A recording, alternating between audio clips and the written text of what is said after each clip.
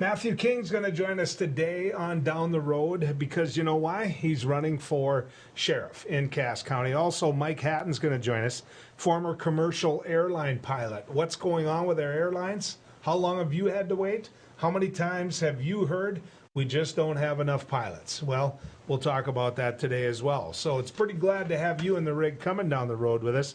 A lot of you are going to connect with our next guest. Gerald Stokka is Associate Professor, Extension, Veterinary, Livestock Stewardship Specialist when it comes to NDSU. That's a long title, but the truth of the matter is he understands livestock, and he understands what ranchers and everyone else are going through. Gerald, good to have you coming down the road with us. Yeah, thanks a lot, Joel. Glad to be with you. I wish there was a nicer day to be doing this, but that's what we're going to talk about, I guess. Yeah, a little bit, that's for sure. I've got a coworker that I don't know how many they calve out. I know this. They had to go build some temporary fence coming into this storm, and the reason is they're calving. And they were afraid they couldn't get to them if, in fact, they were out in the normal feedlot. And so, this storm, we're still calving out there, Gerald. I mean, talk to people about this and how it can affect, what people don't see from the road for these ranchers.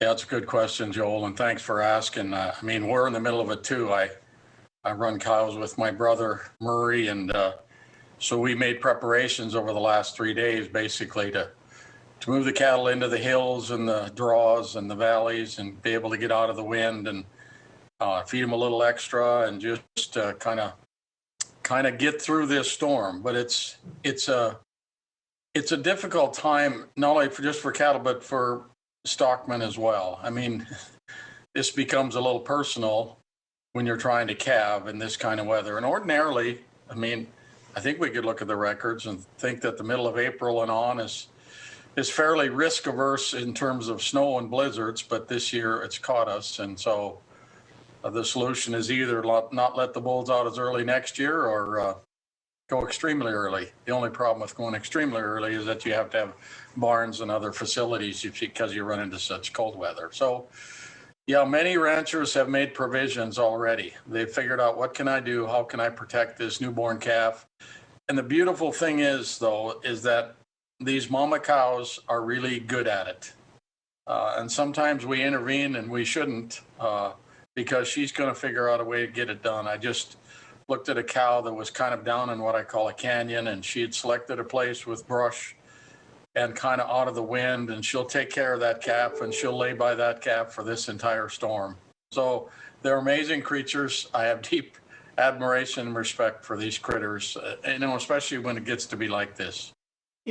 Gerald, you say that, and that was a question I was hoping to get a chance to visit with you a little bit later, but it's appropriate now, which is some of my friends have gone through and struggled with the drought conditions last year. So this is like a double slap in the face to them. But that being said, they had to reduce the size of their herds, which means that the genetics that they built up in that herd are not what they used to be. Does that affect what you just said? Does that, some of the cattle they bought back, some of the cows they brought back were bred, and so do they have to worry about them more, or is this just the general nature? I'd like to think it's the general nature, whether you're in the steed stock business or in the commercial business, that I'd say for most ranchers, there's a certain level of pride in what we do and how we select cattle genetically, how we feed them, how we try and provide protection for them when it's environmentally unfriendly. And so because generation time in the cow is fairly long, it takes a long period of time, for many a lifetime, to put the kind of genetics together that they want that can cope up here in North Dakota. And what's so interesting to me is you travel around the country, cattle are a little bit different from parts of the country than they are here. It's a little bit strange in a way. We tend to grow our cattle big up here. And I think part of it is because we feed better, but we feed more, I guess, just because we have tougher winters and the cattle tend to get a little bigger up here. However, our goal in many cases is to match that cow with the environment she's living with. So as I look at the cattle this winter, they got a lot of hair on them.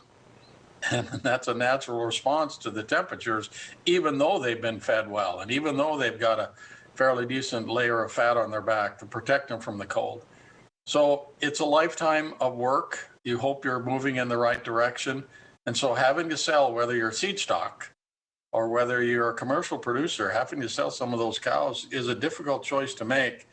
And so what many of us do is that we start selecting. We start selecting by age sometimes.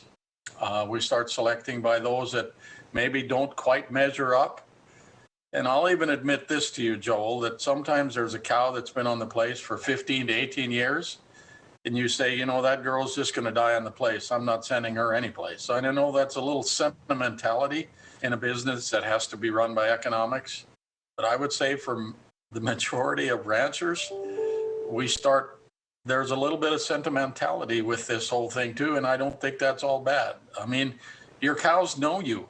You're not a stranger.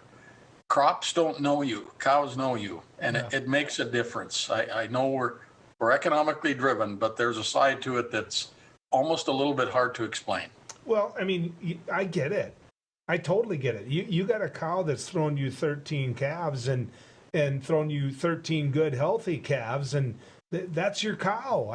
I think that's right. That's pretty reasonable to say. Do the cattle tell you? Do they tell you when a storm like this is coming? Yeah, they kind of do. They start acting maybe a little bit different. They kind of move into areas where and sometimes it's just moving with the wind to get out of the wind too, because the wind usually starts first, and then they seek shelter. And so just this morning, as we fed cows, they kind of let you know that this is going to be a little bit difficult for a few days. They'll beller at you a little bit, but they're tough too. They really are. I mean, think about January or February when you got 30 below and the wind's blowing, and the beautiful thing about it is that they come with a built-in stove. That rumen is a built-in stove. And I still marvel at this, Joel, that their feet don't freeze off, their ears don't freeze off, and they don't. So somehow that stove produces enough energy to heat even the extremities that you and I could not survive in outside of our homes. So they were remarkable animals. They really are. So you can answer this in a safety kind of way, because helping out at NDSU, you help everyone. I know that. But is there, and you're going to say, thanks a lot, Joel, for asking me this, but is there a certain breed of cattle that do better here in the upper plains that can handle weather like this? Boy, would you like to get me in trouble? And I've been in trouble for this before. But, essentially, there's quite a division in the breeds of cattle that we use in the United States. And the simplest division is between the Bos Taurus breeds and the Bos Indicus breeds. The Bos Indicus breeds are the Brahman type cattle that have the big hump, lots of skin and hide, very heat tolerant. Those cattle, and any percentage of those cattle, are not going to do well in North Dakota. They're just not. They're heat tolerant. They're not cold tolerant. The Bos Taurus cattle, of which the majority up here would be essentially the Angus and the Herefords, and even the continental breeds, the Simmentals and the Slurs. And when they get to North Dakota, their hide is actually thicker. So they got a heavier jacket on than the cattle that live in the South. And if you take Bos Taurus cattle, the Angus and Red Angus and Hereford South, they'll have thinner hides down there too. So they adapt. So most often we favor at least a high percentage of the Bos Taurus, Angus, Herefords. And then we've used continental breeds to crossbreed with as well, the Simmentals, the Limousines, and the Gelbies and others. So, the cow has to fit where she lives. Yeah. If she doesn't fit, you're either going to have to build more barns, you're going to have to feed better, and then those are economic decisions. See, I don't think you got in any trouble there at all. I think that was safe. And if somebody from Oklahoma or Texas got mad at you, to heck with them. I mean, I don't think you got to worry about that. I want to talk a little bit, if we can, about, when they're throwing calves like this. You mentioned, this time of year. When I was young, Gerald, everybody calved in the spring. You had to worry about slop. You had to worry about how wet conditions were. I get that. Thawing, everything else that went along with it. That's not the case anymore. I can tell you about 3-4 ranchers who have decided to have calves thrown in the fall or have it in the dead of winter. Are you seeing more of that as you're helping some of these ranchers get the information they need? Yeah, here's what's happened, and I think it's a natural, somewhat evolution. So years ago, a 50 cow herd was fairly good size in North Dakota, say 30, 40 years ago. And if you had 50 cows, you had pens, you had barns, and so you could handle them calving most any time of the year. What's happened is their herd size has increased a lot, maybe 10x for some herds. So you decide, I can't really build barns, I can't have open lots to calve in February and March, let's just say March. Because now I'm dealing with snow and wet and rain like I am today, but mud as well. And so many of our ranchers, as the herd size has increased, have pushed calving later into the spring. So instead of it being the middle of March, it's the middle of April, or many have actually gone to May 1 calving, which today I'm thinking is a really good idea. And fall calving is okay up here. The only difference is, if I'm fall calving in August and September, I still got a relatively young calf in December going into that really cold season.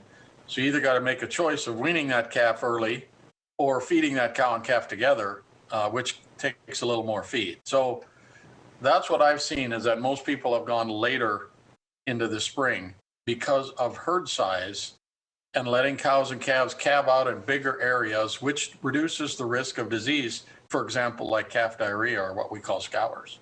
So that has to affect spring planting, though, too. I mean, if they're calving later in the spring, they're trying to do a couple of things at once. And I realize, you could be talking about ranching versus farming. Those are two different things, ag production. But it's still, when you're dealing with calving at about the same time the ground's ready to put some weed in it, that's got to be difficult.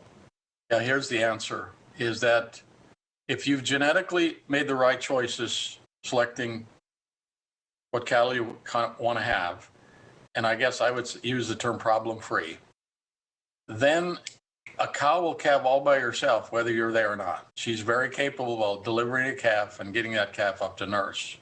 You don't have to be there. In fact, most of the time, it's better off if you aren't there. So in a seed stock business, it's a little bit difficult because we like to identify those calves at birth. In a commercial business, I would say you don't really have to identify that calf at birth. Let the cow calf. You'll be in the field planting wheat. She'll be just all right by herself. So that's my answer to that. I realize a lot of guys have trouble with that because they feel like they need to be there. So coming back to the genetic selection issue, we're very careful about birth weight and calving ease. Those are two EPDs, expected progeny differences, that we pay attention to. I'm going to be careful not to introduce too much birth weight either in the cow herd or in the heifers, so that cow or heifer can lay down and have a calf all by herself. So I take some of that risk away by my genetic selection process. Okay. Well, that makes sense even to me. The first time, I was a young man, Gerald, and you're going to sit there and shake your head about this. I'd never been around ranching, and I think I was 10, 11 years old when I saw a calf thrown, and the rancher picked the calf up by the hind feet and spun it around like you would a little kid. And I'll never forget that. And I was like, what the heck was that for? I think it was my uncle. And he said, well, it gets the snot out of the nose. Yeah. And so can I comment on that? Yes, please. Yeah, please don't do that to newborn calves. The mothers don't do that to newborn calves. And if there's any fluid in at all coming out, it's usually from the stomach and the upper airways. It's not in the lungs. So it's not necessary to do that at all. There. See, we maybe did some good there, but I'm just telling you what my memory was. Yes, I totally understand. We never got into, when you're raising at different times of the year, how that can affect price. And we never got into how the packers are basically taking the ranchers, for a ride. But can we do that another day, Gerald? Yeah, we can do that another day, and then you can get me in real trouble.